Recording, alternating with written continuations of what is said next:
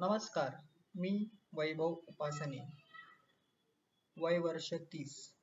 आदरणीय परीक्षक मंडळी, माझे मान्यवर गुरुजन.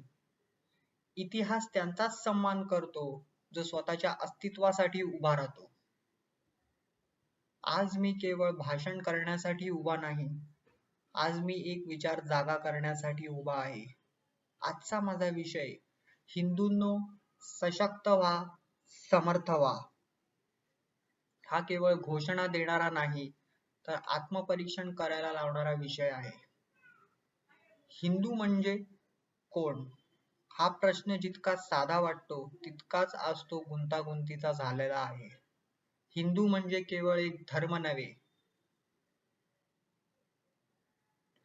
हिंदू म्हणजे हजारो वर्षांची परंपरा.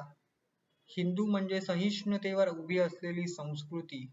हिंदू म्हणजे वासुदेव कुटुंबकम मानणारी जीवनसृष्टी. पण आज प्रश्न असा आहे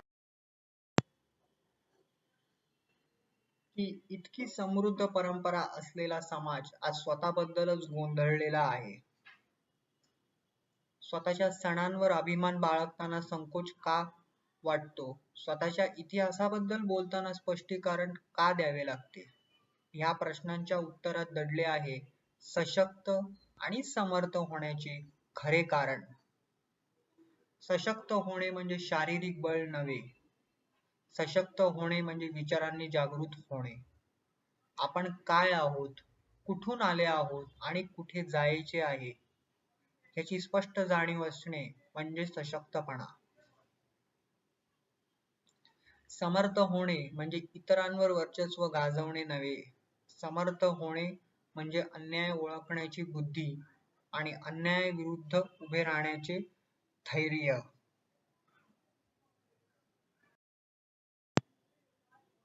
आपल्या इतिहासाकडे पाहिले तर आपल्याला पराभवांनीच नव्हे तर पुनरुत्थानांचीही परंपरा दिसते. रामाने वनवास स्वीकारला पण कर्तव्य सोडले नाही. शिवाजी महाराजांनी तलवार उचलली पण न्याय, स्वराज्य आणि लोककल्याणासाठी.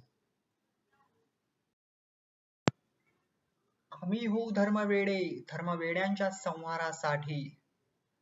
ह्या मातीत रुजून आलेली संस्कृती जपायला हवी.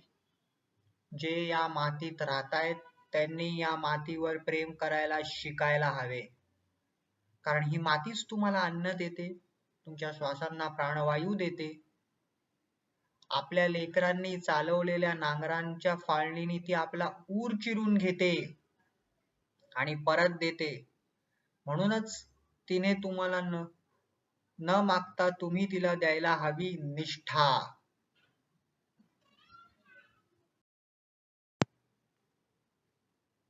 हिंदू समाज सशक्त होईल तेव्हा तो अन्यायाविरुद्ध उभा राहील, पण द्वेषाने नव्हे.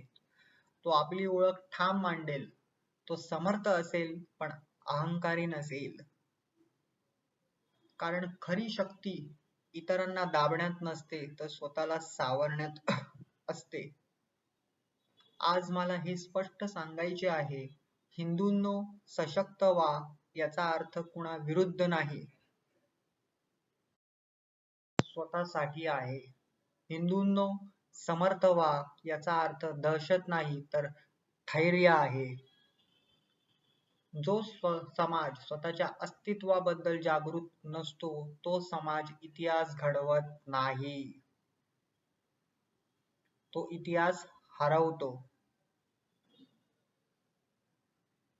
म्हणून आज ही केवळ भाषणाची वेळ नाही, ही आत्मपरीक्षणाची वेळ आहे.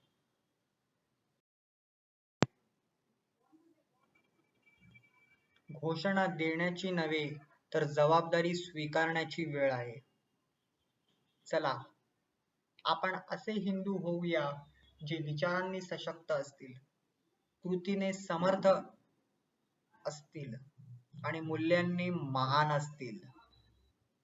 हिंदूंनो सशक्त व्हा विचारांनी, हिंदूंनो सशक्त व्हा जबाबदारीने आणि भारताला महान बनवा आपल्या आचरणाने. जय हिंद, जय भारत, वंदे मातरम, भारत माता की जय, अखंड हिंदू अमर रहे.